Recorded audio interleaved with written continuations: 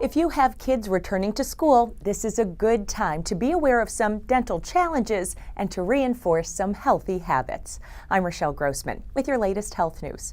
Experts say parents are instrumental in maintaining healthy oral health, and that means being wise about lunch habits, flossing, and protecting your kids' teeth. It's recommended that parents send their kids to school with flavored water and 2% milk instead of chocolate milk or fruit juices, which can be high in calories and sugar. If your child plays high-impact sports, consider purchasing a mouth guard to protect their teeth. Past studies have shown that children who have dental problems don't perform well. You should speak with a dentist immediately if your child has dental pain.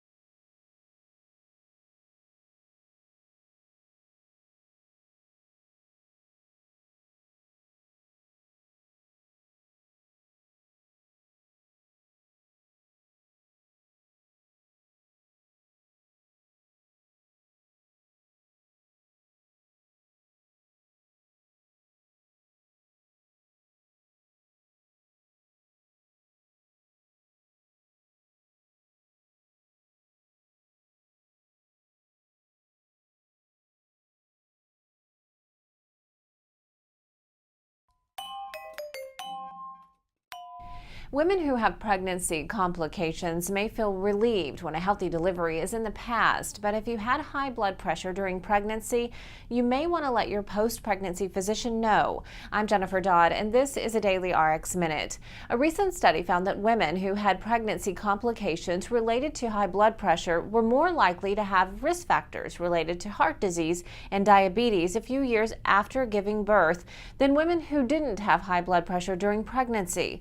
Tell your primary care doctor if you had preeclampsia. For Daily RX TV, I'm Jennifer Dodd.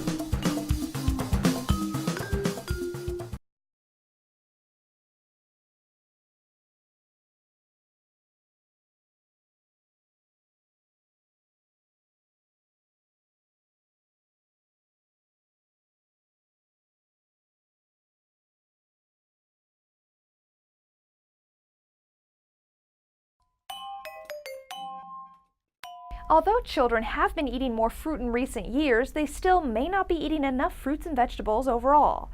I'm Erin White with your latest health news. The CDC recently released guidelines for fruit and vegetable consumption per age group and tracked average intake. Based on the newest data, most children needed to increase both fruit and vegetable consumption to meet the guidelines. The researchers wrote that eating more fruits and vegetables adds needed nutrients, reduces risk of death and illness, and helps manage body weight. Incorporate fruits and veggies into a healthy diet.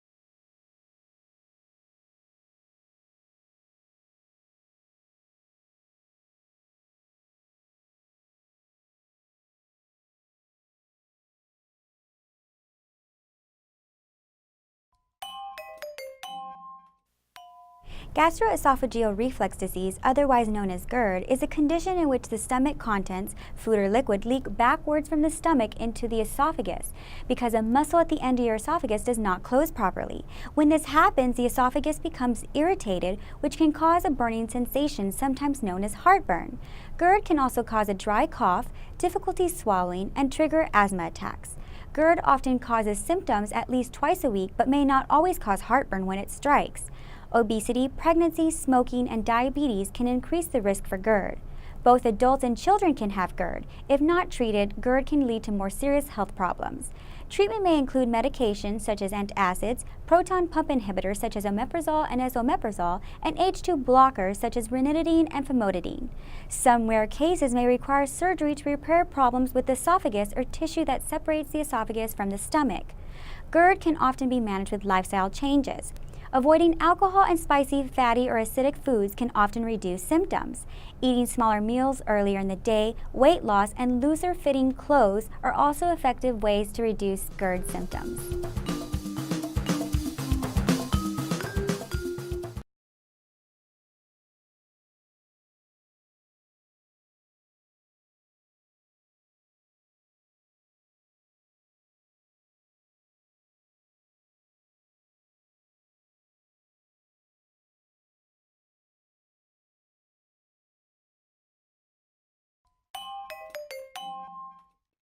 As the popularity of youth ice hockey has grown in recent years, the injuries associated with it have grown as well. I'm Erin White with your latest health news.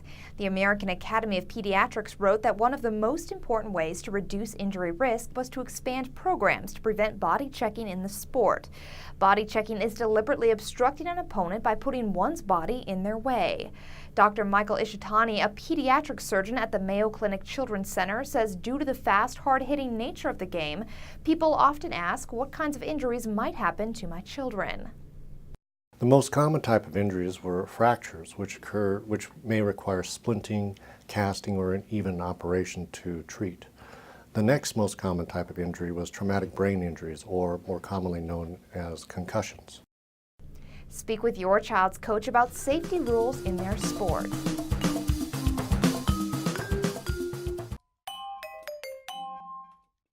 A new study shows some new results when it comes to linking cancer and sleep apnea. I'm Rochelle Grossman with your latest health news. Previous research has suggested that the low levels of blood oxygen associated with sleep apnea could prompt cancer development. But a Canadian team studying more than 10,000 sleep apnea patients suggests that may not be the case. Sleep apnea occurs when an individual stops breathing for short periods of time while sleeping. Researchers say they could not confirm the previous hypothesis that obstructive sleep apnea is a cause of overall cancer development. Speak to a sleep specialist if you have trouble breathing at night.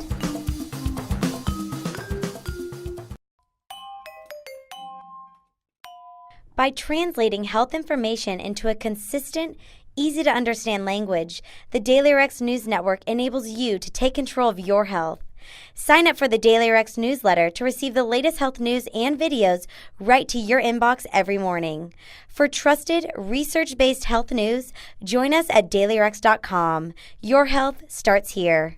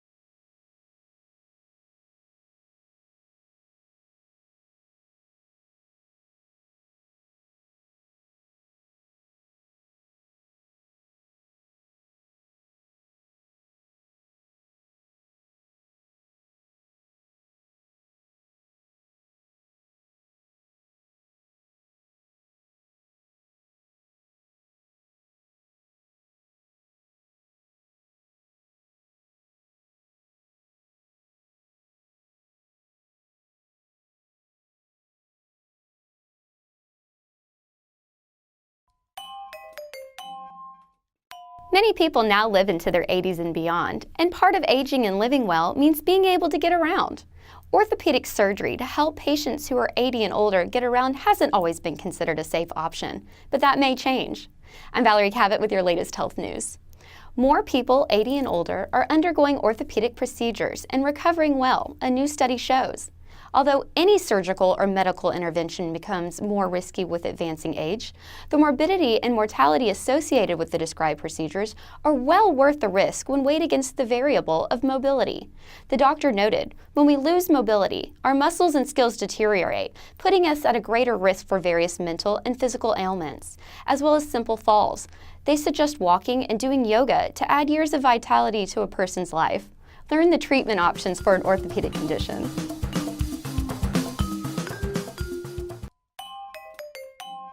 Diabetes is a disease in which your blood sugar levels are too high. The symptoms of type 2 diabetes appear slowly. Some people do not notice symptoms at all. The symptoms can include being very thirsty, urinating often, feeling very hungry or tired, losing weight, having sores that heal slowly, having blurry eyesight.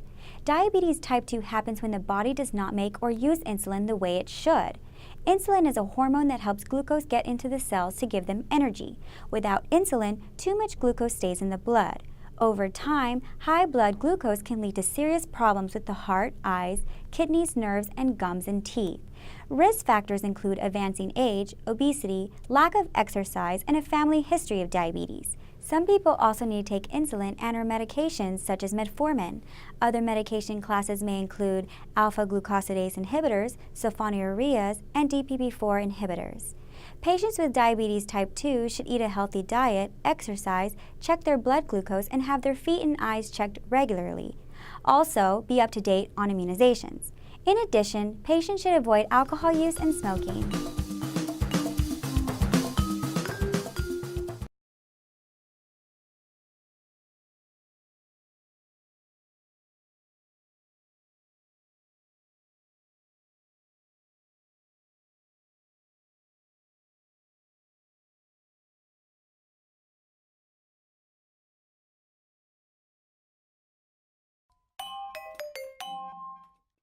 Here is some good news for Americans waiting for a kidney transplant. Older adults who donated kidneys were not at an increased risk for heart problems, kidney disease, or dying. I'm Miranda Savioli with your latest health news. A newly published study from the University of Pennsylvania found older kidney donors did not have a different survival rate when compared to non-donors. There was no difference in rates of heart and vessel disease between the two groups, nor was there an increased risk for diabetes, low thyroid function, or osteoarthritis for older donors. However, older kidney donors did have a 53% greater chance of being diagnosed for non-melanoma skin cancer. But the study's authors feel this may be because donors might visit their doctors more often. Speak with your doctor if you are considering a kidney donation.